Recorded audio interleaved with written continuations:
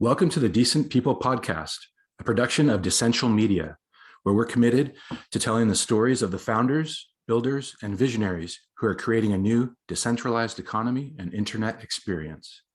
You guys know it as Web3 or blockchain, and we're going to bring you the smartest and most interesting people in the space for intimate conversations that reveal their background, how they got into crypto in the first place, and what they're doing today to make a decentralized future a reality.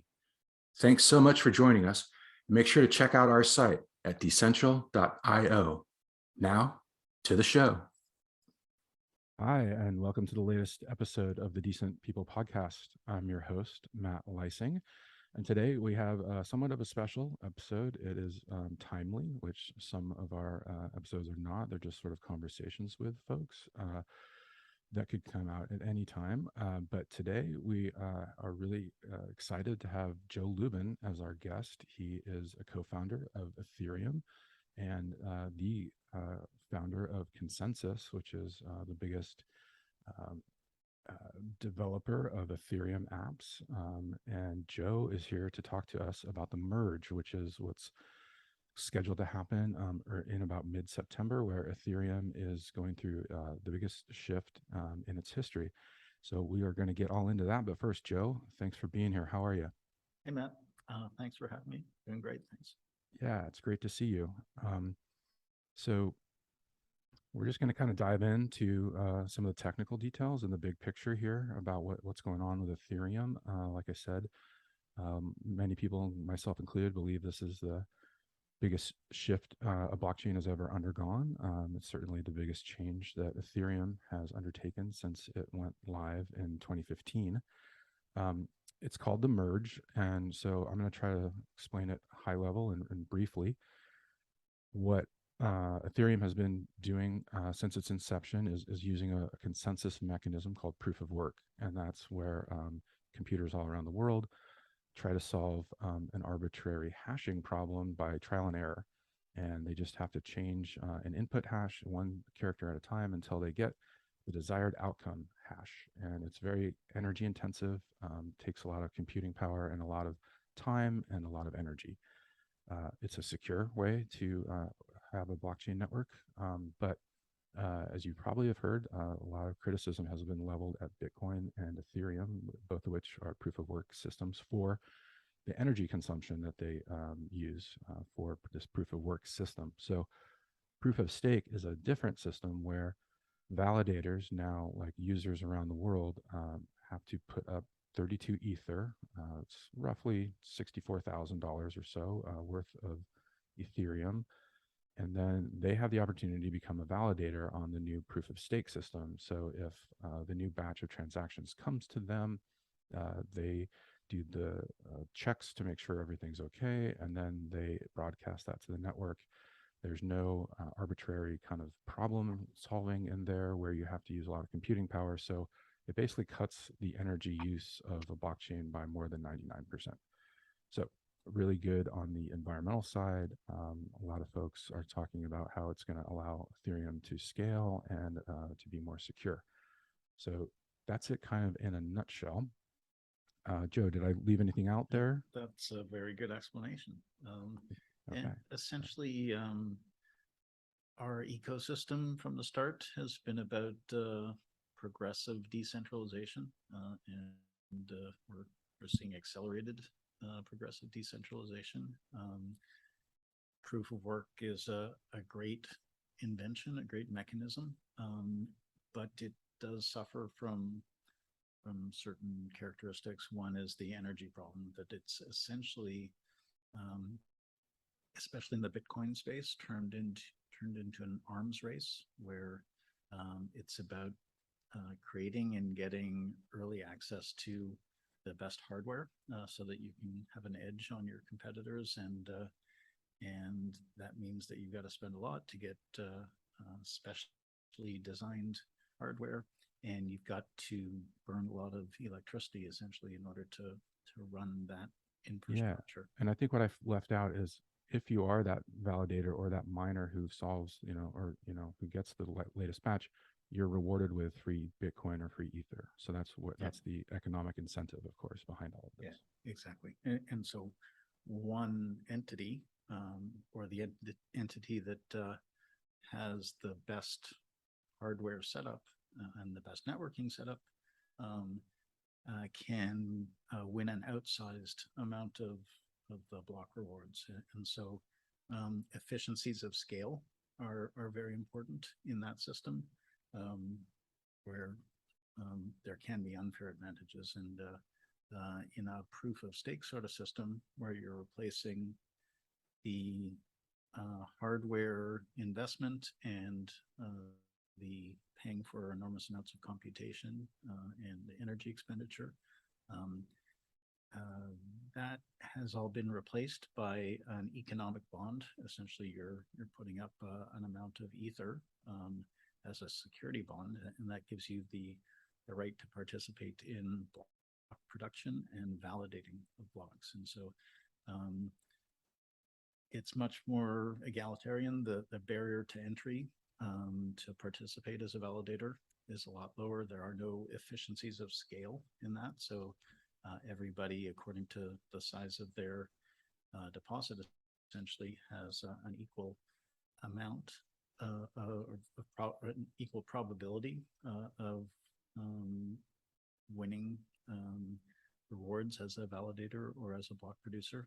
Yeah. And so it's a fairer, more diverse, and actually more decentralized and decentralizing mechanism for running a blockchain system. We love that at DeCentral. I'll tell you that right now. There's also a carrot and stick kind of approach here. If you are a validator on proof of stake and you aren't, like, if you go against the best interest of the network, or let's say you're not up, your computer's not available for the minimum amount of time, you can have some of that ether taken away. It's called slashing. So there is sort of, there's an incentive to do the right thing by the network and to be up and ready to validate, so that, then you can potentially get the carrot and that free ether from validating the latest batch. What exactly. I find fascinating, a pure proof of work system essentially has only that one direction and only has the carrot, the reward. Vitalik and the research team's insight early on was that having both a punishment and a reward enables you to set up a much more effective system, and enables you to essentially thwart or make impossible or foolish certain kinds of attacks, where you can just rent lots of hash power and attack the network. And if it doesn't go that well, that's fine. You just you borrowed some hash power. But in the case of running the same sort of attack when you're staking, you can actually have your assets slashed or destroyed. Right. So it's like if you tried to attack the network with a proof of work system, it's like your proof of work system getting burnt up in ashes if you fail. Yeah, that's a great segue. You bring up Vitalik Buterin, the inventor of Ethereum. And what I find fascinating, and maybe not a lot of people are aware of, maybe some, but proof of stake has always been the roadmap for Ethereum. Even when Vitalik, I remember his earliest white papers mentioning a move to proof of stake. And the thing was, back in 2013 when he was writing this, I'm not sure if you agree with this, or I don't remember exactly the state of the art, but proof of stake it was more theoretical than anything. No, it did exist. There were some systems that had implemented proof of stake, but we were aware of different attack vectors that we didn't have a good solution for. And I think, so and then certainly the idea of moving proof of work to proof of stake didn't exist. And that's something that has taken years to sort of like figure out, because that is, I spoke to Mikhail Kalinin a while ago. He's one of the folks that he's working for you on the Teku client. And his idea was, no, we should not take Ethereum offline to make the switch. It should be kind of in real time. And that's a huge technical challenge. And I think that's one reason that there's been, it's taken years really to kind of figure this out. Yeah, a slight revision to what you just said. There was never any idea or even option to take Ethereum offline, sort of stop it and then restart it as a new kind of architecture. The idea was always to take Ethereum and evolve it in some way smoothly from what it is, where it's an execution chain with proof of work built right into that protocol, to something that would see the execution elements sort of split out into different shards. And what what Mikhail and others came up with was essentially a way to set up a proof of stake system running in parallel, and then essentially via a delicate surgery, keep the execution chain running, but excise the proof of work element from the execution chain and replace it in real time with a proof of stake consensus system. So essentially at block X, you would just have the existing system, the execution chain running, and at block X plus 1, which should land around September 15th, that next block would have the consensus network sort of sub in for certain pieces of code in the execution network and take care of consensus at that point. So it's essentially two parallel networks that are being grafted into one. Correct. And that's where the merge name comes from. Exactly. Yeah. The beacon chain has been live, and that is the proof of stake system. So it's been live since December 2020. I think I have that correct. That sounds right. And it's about 18 months, I believe. Yeah. And so it's been running, and I guess kind of like a test net, or it's just been live, and there's several. It hasn't been a test net. It's been a live blockchain network, but it doesn't process transactions yet. Right. It doesn't have anything on the execution layer. Exactly. Right. It's got several $1 billion worth of ether behind it, and that's the staking. Yeah. And then the merge is like when a security system just waiting for something to see. Yeah. Right. And so when around September 15th, what's going to happen? The beacon chain is there, and they're going to just port in like all the NFTs and all the DeFi protocols, and all of the decentralized exchanges and everything else that we know of as Ethereum now, that'll just kind of merge onto the beacon chain. Yeah, it's important to point out that we're not moving anything around. We're not porting in anything. Everything on Ethereum stays exactly where it is, working exactly as it does. There's some tiny edge cases to that statement that I just made, but everything stays in place. And what we do is we remove the little proof of work component and we replace it with this whole network that brings in a much better consensus system. Yeah, that's a great point to make. It's a really smooth transition, and most developers and probably all users won't know the difference. Nothing will appear to have changed for them. Right. Yeah, absolutely.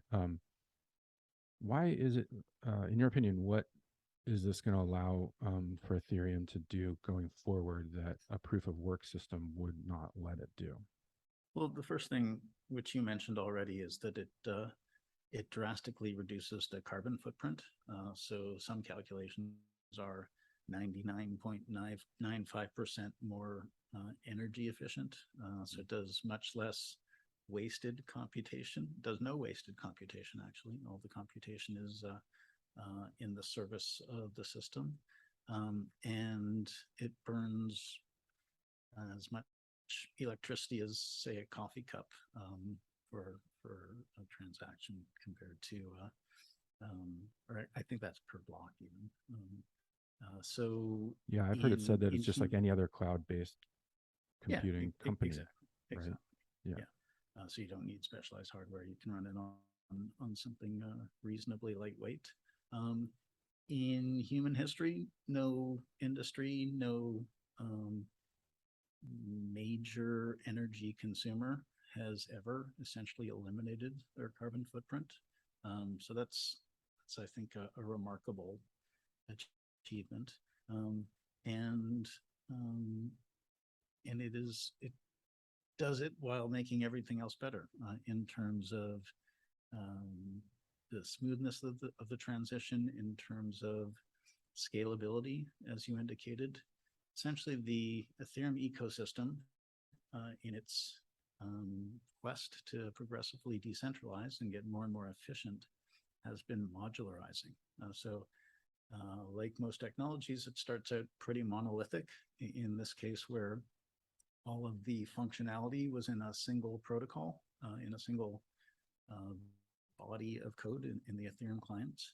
And what we see as technologies mature is that they modularize. They identify places where pieces could be split apart to be more effective or more efficient. And so we're seeing the Ethereum ecosystem modularize into three major components. One is for security, one is for execution, it's running the programs, the applications, and one is for something called guaranteed data availability.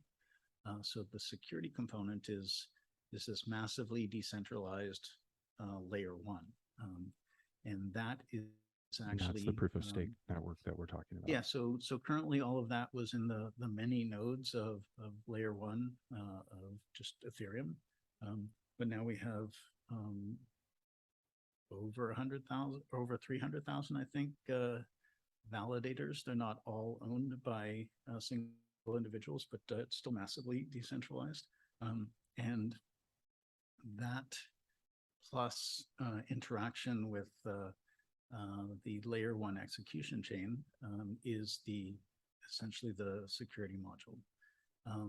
The execution modules are sort of split between what we call layer two, which is a whole bunch of different blockchain-like things that anchor into layer one. So they run transactions very inexpensively at high throughput. Some of them are at thousands of transactions per second. And they anchor into Ethereum layer one to gain the full security guarantee that layer one can provide. So they're just as secure essentially as any layer one application.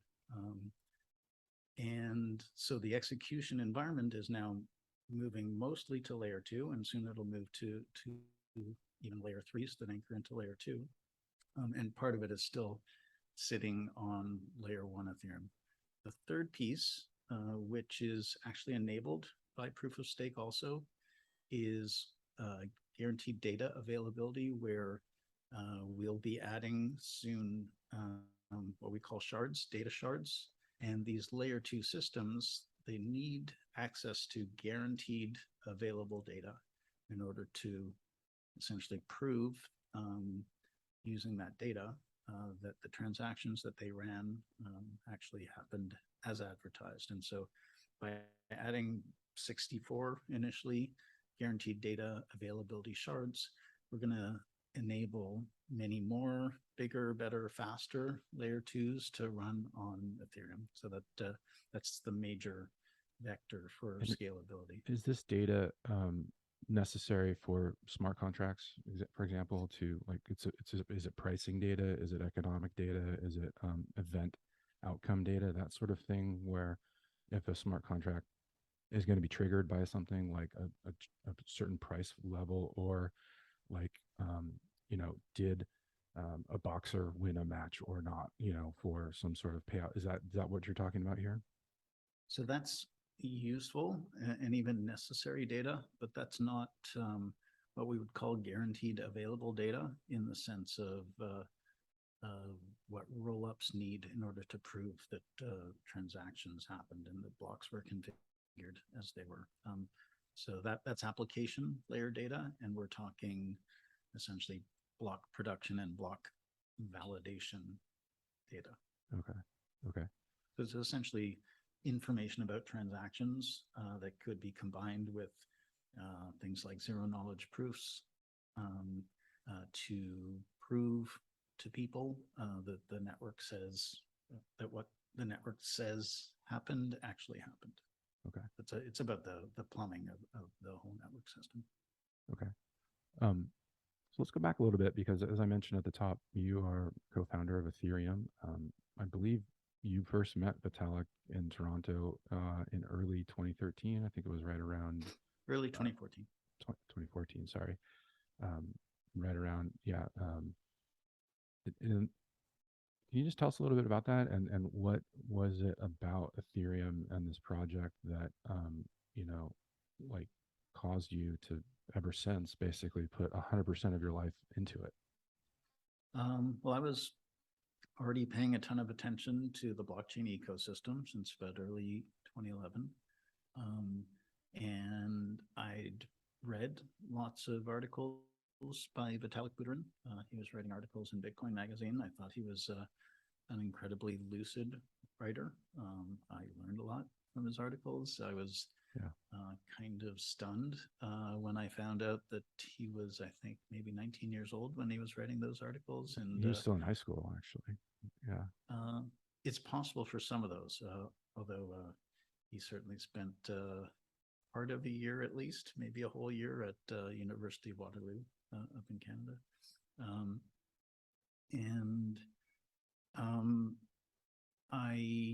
So I'm from Toronto. I grew up in Toronto, and Vitalik grew up in Toronto, and another co-founder of Ethereum, Anthony Diorio, is from Toronto, and he was doing this thing called the Global Bitcoin Alliance, I believe. And there was this other thing called the Bitcoin Foundation, and I and many others were a bit disappointed in how the Bitcoin Foundation appeared to be sort of,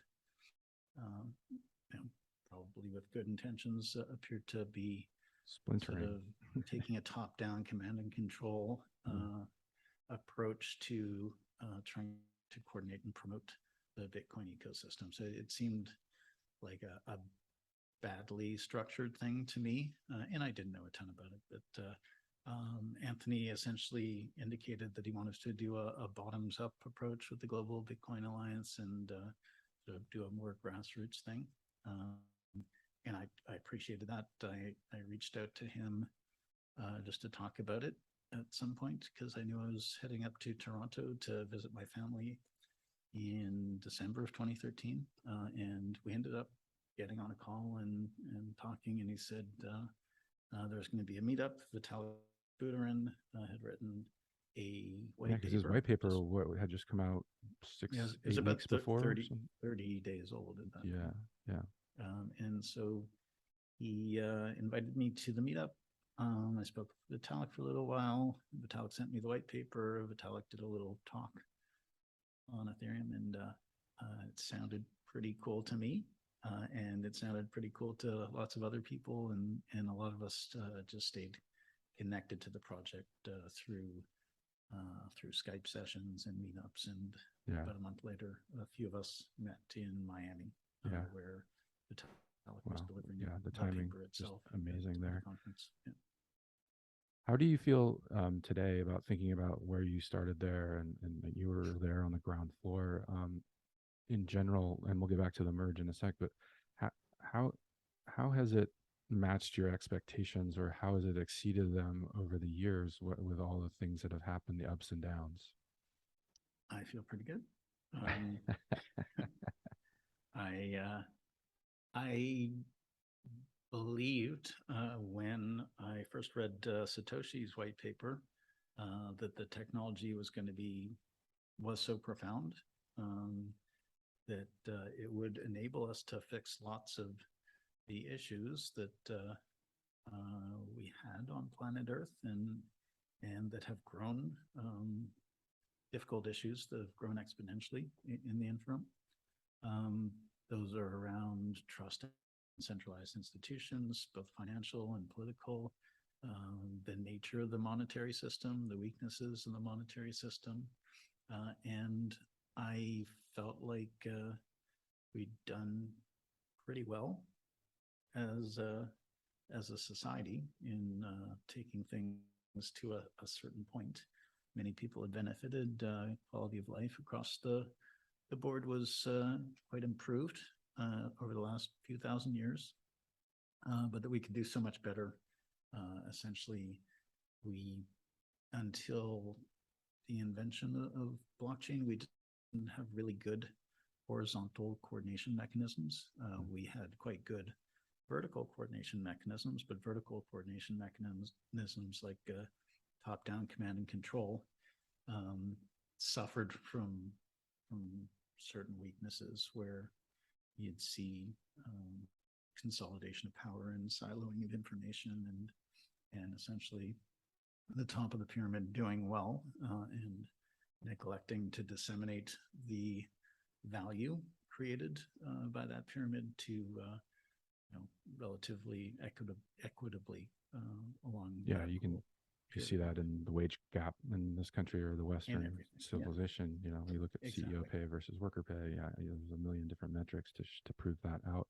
Yeah, and so my intuition was that if you continue to have vertical coordination mechanisms that are supplemented in interesting ways with horizontal coordination mechanisms, and you rely more heavily on the horizontal mechanisms and use the vertical ones as much shallower hierarchies, then you could build much better economic, social, political, financial systems.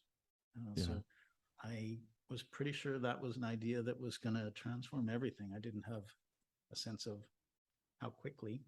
I thought it would be pretty slow, understanding the Bitcoin technology as I did.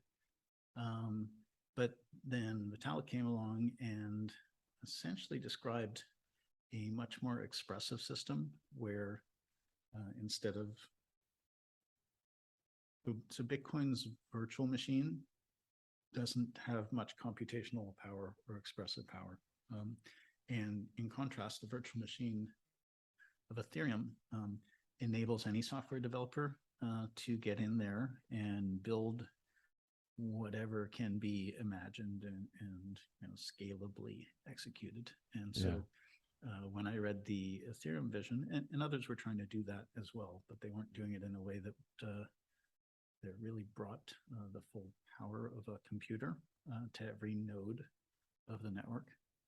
And so this vision just made it clear to me that we could get there much faster, that we could build significantly decentralized systems and make an impact on different niches of the economy relatively quickly. And I think it's gone remarkably quickly right now. If you squint your eyes, it's been up only. It's been exponentially up only. But with any sort of technology that profoundly alters a society, it's going to be volatile. And this particular technology is being built out in the open with everybody speculatively jumping on or bitterly criticizing, depending on where you are in that volatile curve. And it's also being built on live monetary and asset rails. And so the volatility is exacerbated by both of those. Absolutely. I wrote about it in my book about what Vitalik did. Was I said it's like he created the canvas upon which anyone in the world could paint their own vision of what they wanted in a blockchain. And it was radically simple, but also necessary, I think. And here we are, 7 years later. Yeah, importantly, it's a technology that democratizes perhaps everything, in the sense that previously world governance systems weren't constructed in a democratized way. They're generally constructed by small groups of people. They're not based on open source software and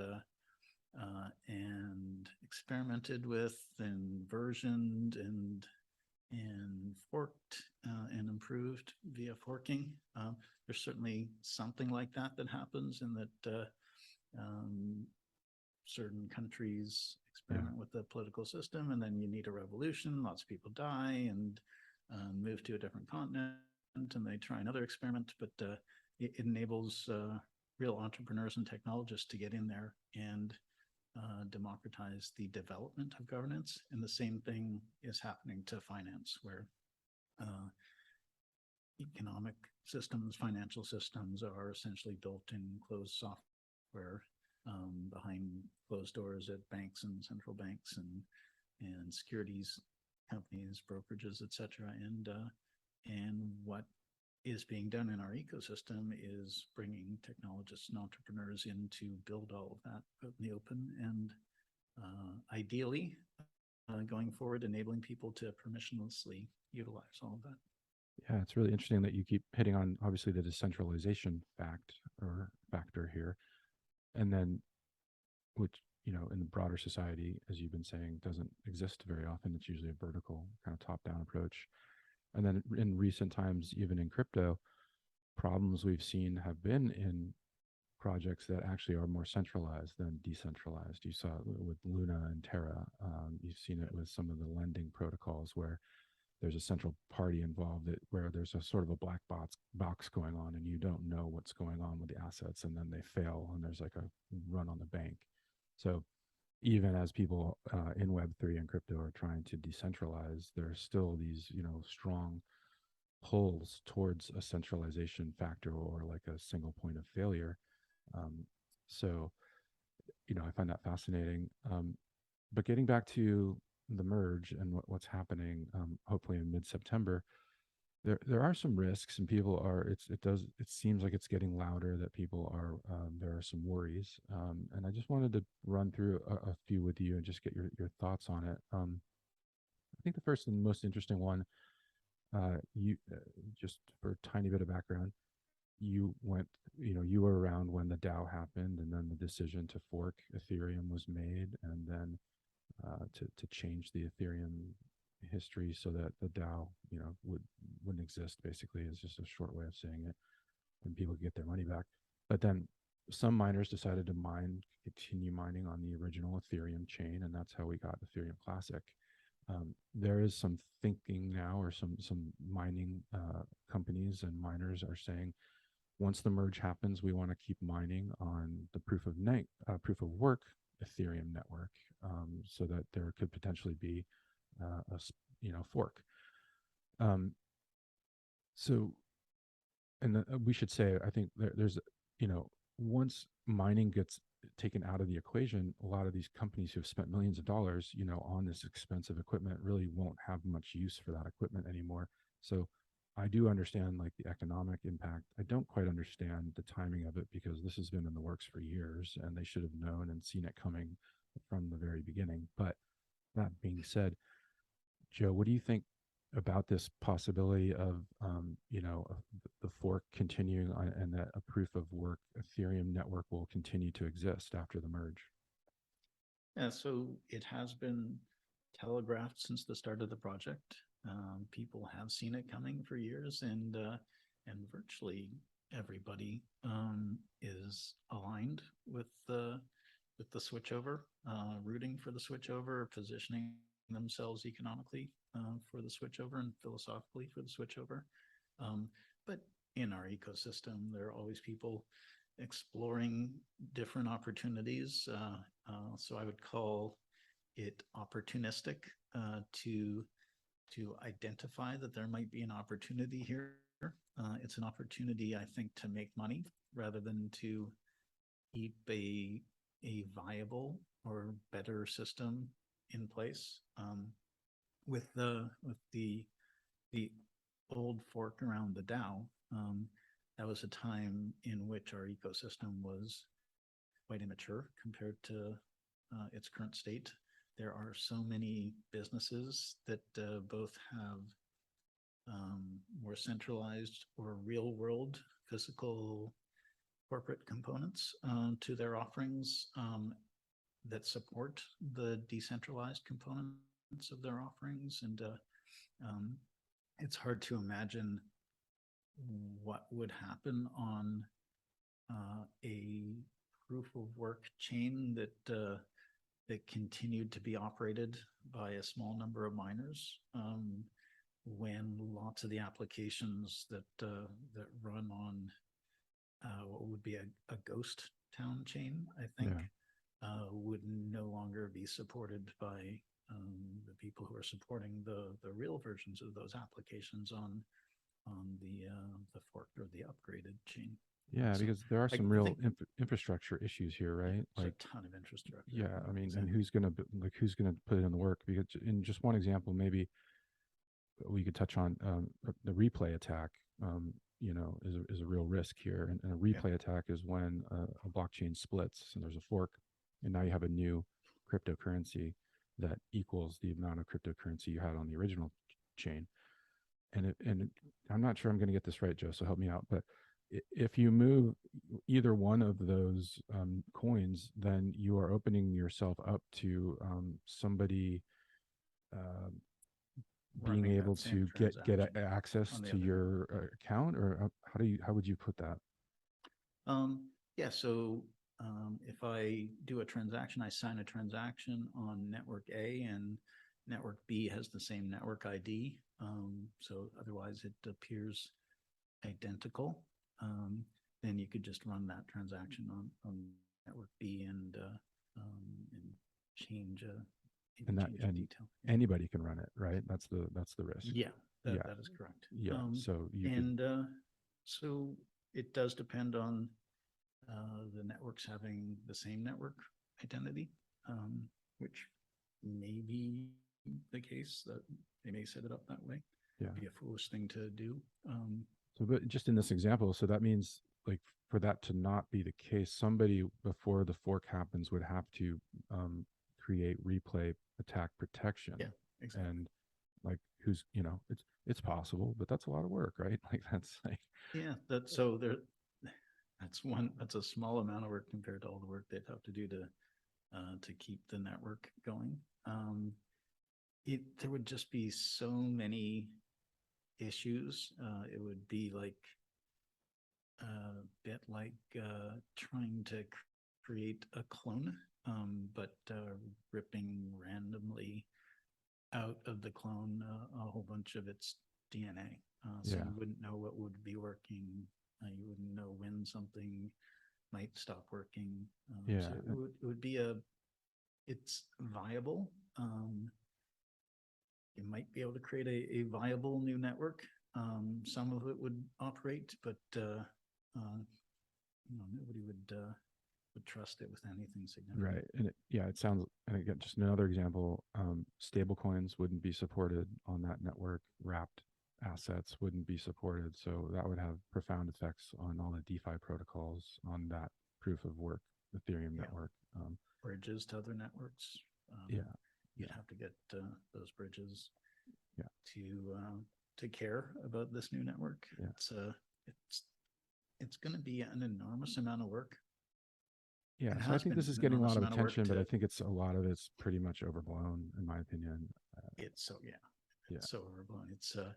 It's opportunists that think there might be a way to make some money in the first few minutes or days after the merge. People would be selling that token really, really quickly right after the merge in order to GTFO to get out pretty quickly. Is that what that stands for? I don't think. Yeah. Yeah. Get the Well, so anyone finances listening, out. if this does happen and you have Ether and then you've got proof of worth Ether, don't do anything with it. Just that's the safest thing. Just leave it alone. Let the dust settle. If you move it, Well, you're going to open yourself up to a replay attack, and you don't want that. So, Yeah. my advice from what I've read, it's a don't. big mess. Yeah, it's a big mess. Don't do anything. Big dangerous mess. Yeah, you could end up losing your actual Ether if you try to be opportunistic here. Another risk I feel that's a little more serious, but maybe is more medium term, is censorship and the ability of. I know we've talked about the decentralization factor for proof of stake, but there are large companies like Coinbase, FTX, Lido, a couple others that are offering staking services, right? Where they are going to have a pretty big chunk of the staked ether that's supporting and securing the network under their control, which creates pressure points, right? If like we could tie in the Tornado Cash example here with what happened with the Treasury Department sanctioning Tornado Cash contracts and saying no American in the US or abroad can use these contracts, right? Which is unprecedented. So in the future, if it's a staking network and the government says, we don't want you approving any transactions that use these contracts, then a company like Coinbase will have to make a decision where it's like, okay, if there's a block and there's a transaction that came through this sanctioned contract, what do we do about it? And that seems new to me. It's novel, and I wonder what your take is on that. Yeah, it's certainly a complicated problem. OFAC has sanctioned a bunch of addresses over the last 2 or 3 years, I guess, on both Bitcoin and Ethereum. And in this case, as I understand it, the Tornado Cash system was being heavily used by the Lazarus Group of North Korea. And apparently OFAC did a lot of work showing people lots of data to the effect that I heard 70% of the transactions were related to nefarious or illicit activity, many of which were related to Lazarus. So I think we can expect that things like that will continue to be done by OFAC and maybe other nation state actors. What I and many people disagree with is the sanctioning of essentially free speech, the sanctioning of published software in the United States. In the United States, speech is protected, and the court systems have essentially equated the publishing of software with free speech. So I think it was an overreach by the regulators to try to sanction a smart contract, and I think that'll get undone probably by the court system in the United States. Until then, it's a gray zone, I think, and then what do you think about, it's a little bit complicated, but there are also technological solutions. So essentially, when regulators create that sort of uncertainty, it basically prompts technologists to identify what it was that was a weakness in the system and figure out how to decentralize that weakness. So there are technologies already being built, been worked on for quite some time, whether they're different forms of cryptography or other kinds of protocols that enable the decentralization of things that are centralized enough for them to be used as chokeholds. So I'm not worried. It's certainly a point of focus for people who either don't understand the details or like to be alarmist. But we'll just keep our heads down and continue to progressively decentralize the technology. And speaking of that, do you worry about some concentration here? We saw it with proof of work, like very large mining companies came to be into existence that, had double-digit percentages of the mining, market share. It seems like like I said, Coinbase, FTX, other staking systems could develop into that same sort of scenario where in a perfect world, everyone, with 32 ETH around the world would be staking, but it seems like things tend to concentrate. And we should say that's because, let's say you only have 10 Ether, you can join a staking pool and just put in your 10 ETH and you kind of get paid, proportionally minus fees from the staking pool. So in a sense that kind of opens things up to people who don't have 32 Ether. But do you think should we be concerned about the fact that some of these services will represent a pretty big chunk of the staked ETH that's securing the network? Well, I think the situation will continually improve, but I wasn't very worried about the situation under proof of work because there's a lot of vigilance in our ecosystem, and it was a fluid system, so people could vote with their feet. People could remove their assets from a particular pool that was getting too powerful, and we saw some examples of that. We also saw some examples of complacency during the early years. So I think as the system becomes even more systemically important to the planet, there will be a lot of scrutiny and a lot of vigilance on concentration of control.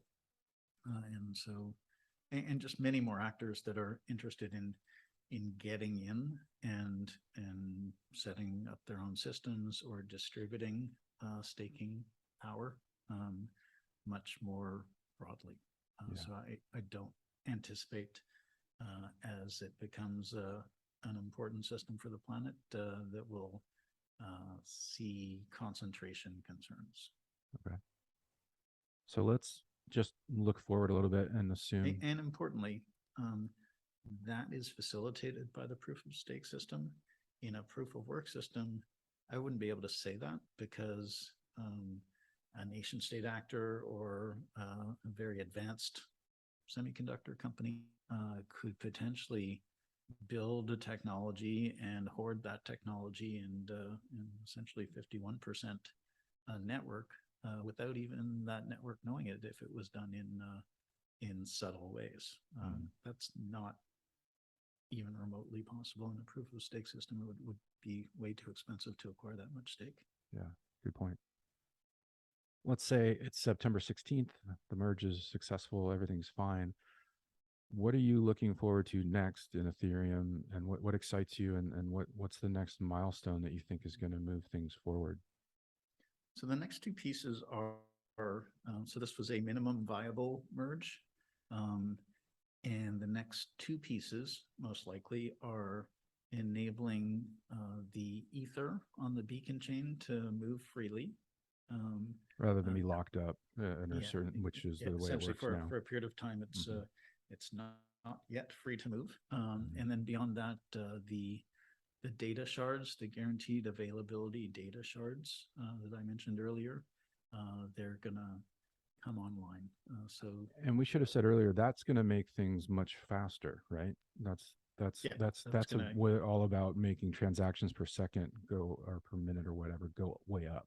Yeah, so we've actually seen scalability on the Ethereum network grow quite significantly. You probably hear less complaining about scalability on Ethereum and less complaining about the cost of a transaction on Ethereum recently. It's gotten pretty inexpensive. Partly that's because it's summer in the Northern Hemisphere and transaction volumes are lower. We're in a bear market too. People are taking the summer off after a difficult COVID period. And we're seeing a lot of transaction throughput, a lot of scalability brought to Ethereum already in the form of these layer 2 networks that are anchored in. And so scalability is already here in a significant way, and it's going to be supercharged pretty massively with one of the upgrades. Yes. Well, Joe, thank you so much. This has been a fascinating conversation. I always really appreciate you taking the time to speak to me, whether it was for my book or, you were the guy who made the light bulb go off over my head in your office in Bushwick consensus about exactly what Ethereum was. And back when you were and other people were talking about the world computer. And so that must have been 2016. So I know that you've done that for many people that I've spoken to over the years. So thank you for that. And again, thank you for all the time and your insight here. It's been wonderful to see you and to talk. Always a pleasure, Matt. And thank you for the great work you do. Yeah. Thanks, Joe. And hopefully we'll see you soon in real life. Sounds good. Okay. See you soon. See you, Matt.